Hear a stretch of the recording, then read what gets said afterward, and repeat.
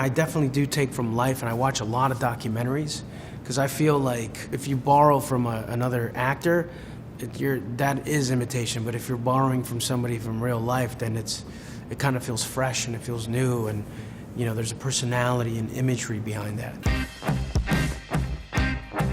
Crash. I remember, I read the script and I thought, wow, this is an amazing script, man. I normally, I'll take breaks or whatever. I read that, that script all the way through. It was really powerful, and I didn't know why exactly.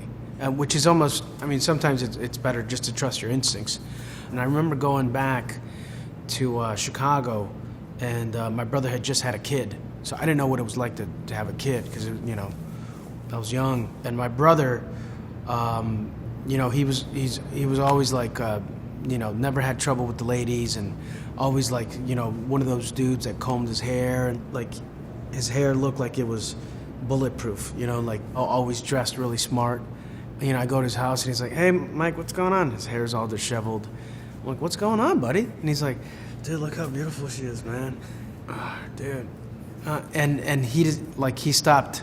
It's not like he stopped caring about himself, but all his attention went on the kid. I was like, wow, that's really interesting. So I just spent a month with those guys.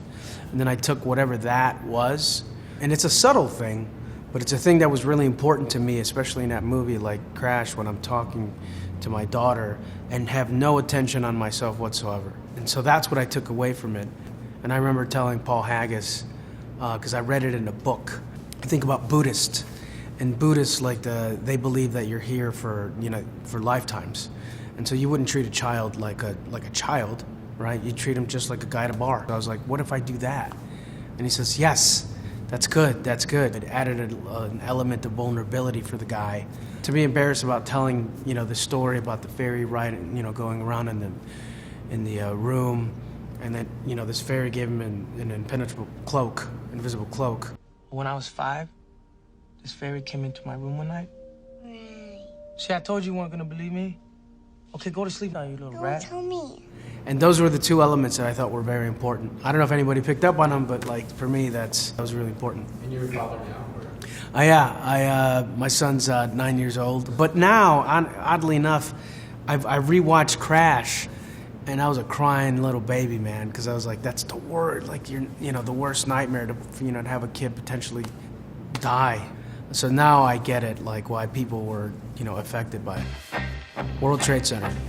After Crash, what happened was that I got a phone call from Oliver freaking Stone that he wanted me to read a script. I was like, what is going on? And right after Crash, I worked on Crash. I was a musician. I'm touring. I don't know if this movie thing is gonna make it, because I'm being cast as gangbangers. I'm like, oh, okay.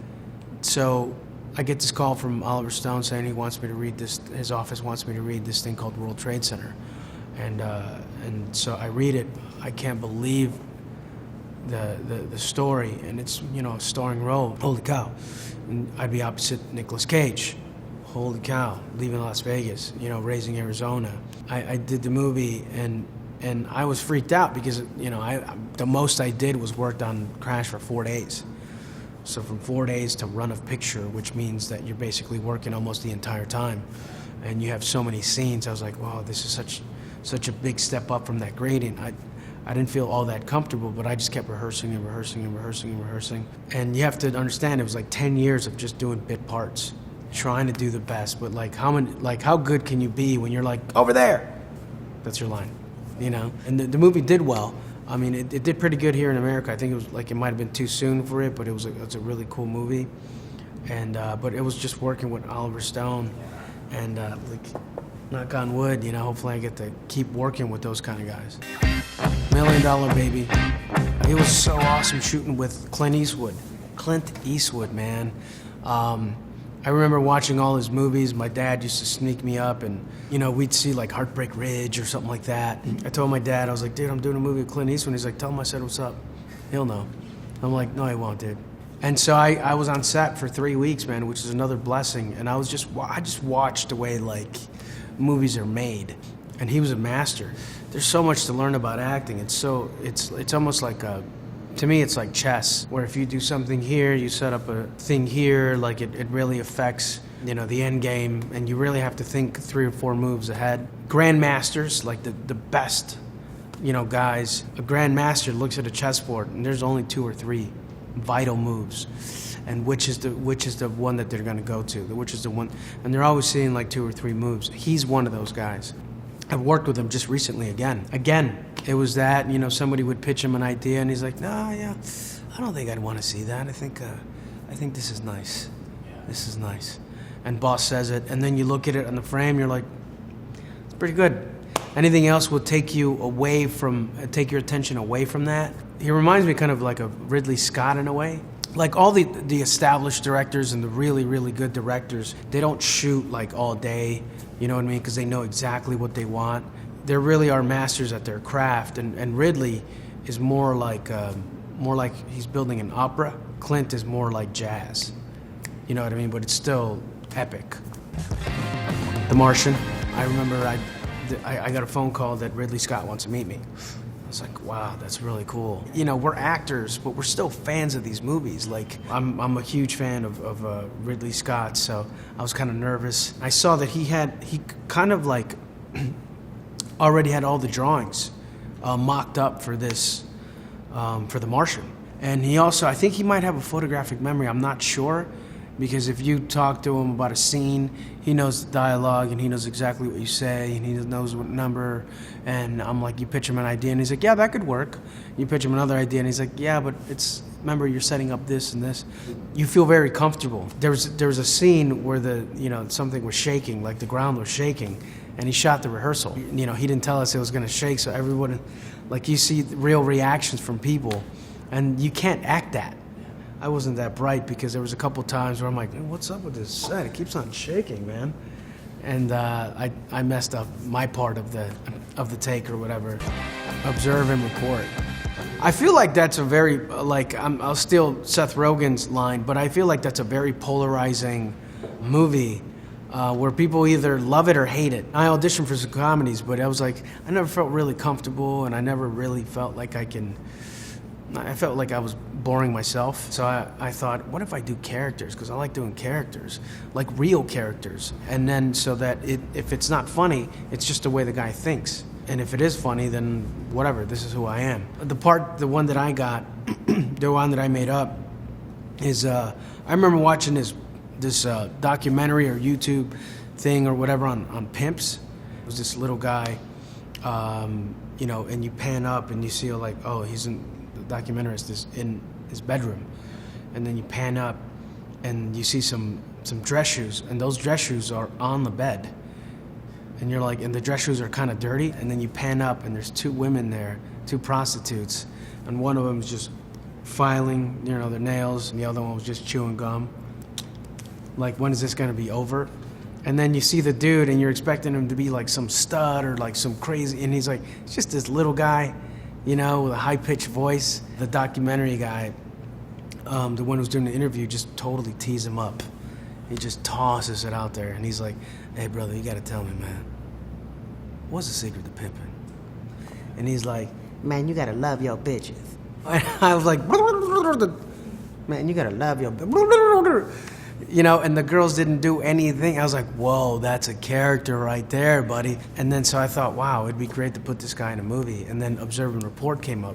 I'm real glad that you opened up to me, because it makes me like open up my heart. That was the start of me channeling somebody else. I think that was my first comedic role. Ant-Man. You know, Edgar Wright wrote the original script and he was going to direct it, and then he parted ways. But he left the script, and he's the one who wrote me in it, because he saw some of the oddball comedies that I did, and he loved, and it was his idea to put that oddball character into the movie. I was trying different characters, and it just wasn't blending in with the entire story. And then the day before filming, I was like, oh, wow, wait a minute. And I remember that this dude, Pablo, from my old neighborhood, like, he has such a different cadence. And, you know, I remember I asked him one time, I was like, what you do this weekend? He's like, I went to jail, dog. Like, he's like, but I'm out, you know what I'm saying? I'm out. I'm not there anymore, so I'm good, dog. And then I reread the script with his voice in mind. I was like, that could work. Hey, how's your girl, man? She left me. Oh. Yeah, my mom died too. You know, we would do a lot of improv. And the improv for me was just me talking, and sometimes I would forget what I wanted to say, and you just go streamline of consciousness. You know, it's like, yeah, man, I went downtown, I couldn't find parking, you know, but you know, I saw some people selling some tacos, and I was like, man, I remember tacos, because back in the day, I remember it was like in 7th grade when I had my first taco, pastor. I met this girl, and this girl was really beautiful, and she said to me, why do you like a pastor? I'm like, why not? And so anyway, I dated her, we got married, she got divorced. But then, anyway, so I was parking, and then like, and I was like, oh yeah, I'm supposed to go back to parking, right? And I was like, so I was parking, and I'm like, that's why I'm late. And they're like, what?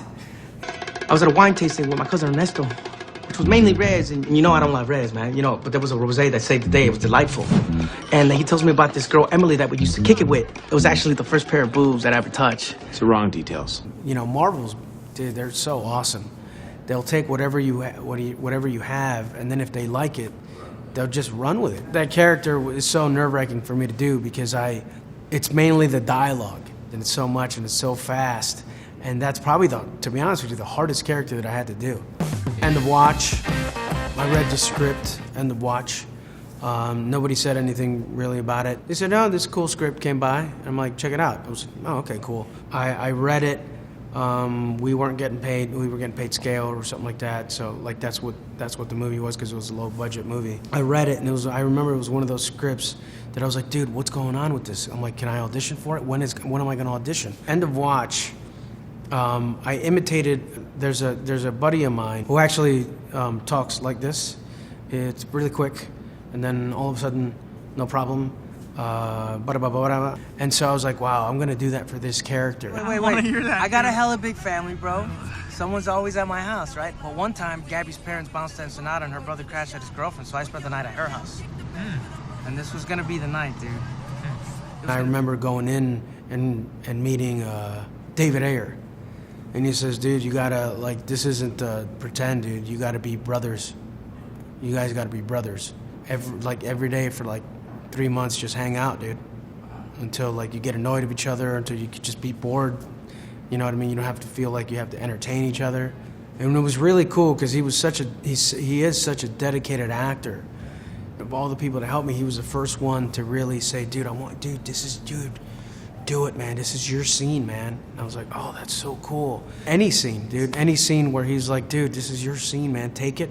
He was really just cool about that. You know, because at the end of the day, he's the movie star, and which, shows that he's really all about the movie. He was just so dedicated and passionate about it. And to me, it was awesome. I loved working with the guy. But I had him and David Ayer supporting me in that. And then I felt really free. I felt this freedom. And that was the first time that I was like, oh, okay, cool. Maybe I feel comfortable, starring in things. Fury. David Ayer called me up again, and he says, dude, I got a script for you.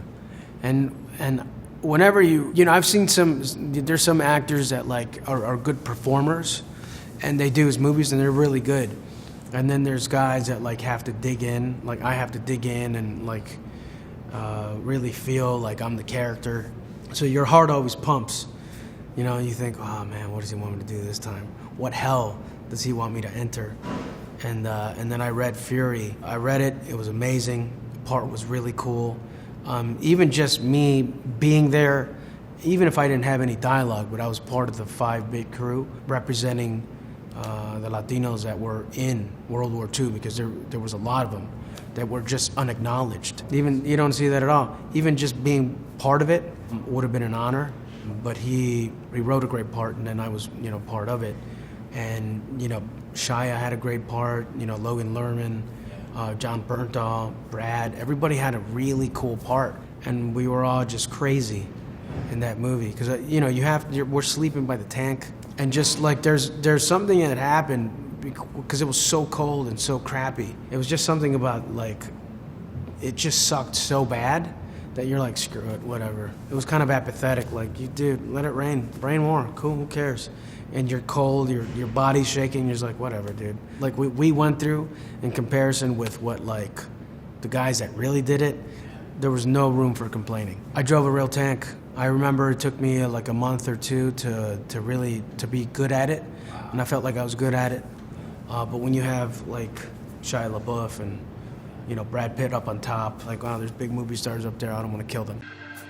Cesar Chavez, my parents were farm workers, and they came from Mexico to Chicago, where there's a lot of factories and a lot of work that people don't want to do, but they did. You know, they were good. They were good people. You know, they learned the language, and they you know, definitely subscribed to the dream of being an American. They worked their butts off to get me and my brother through prep school, private school. And so, and obviously because I love my parents, when this movie came about, I thought, wow, man, I just can't miss this opportunity. But it's a very Latin movie. You know, with a movie like that, it's hard to make it universal. And so it was a tough movie to make, but I'm very proud of it, and my dad was very proud of it as well. That's why you make certain movies. You know, sometimes you make movies for the masses. You want them to have a good time, and sometimes you do think pieces because you think of, like, you know, this movie might bring up a really cool issue, and you don't have to talk about the issue if, you know, if the movie says it for you.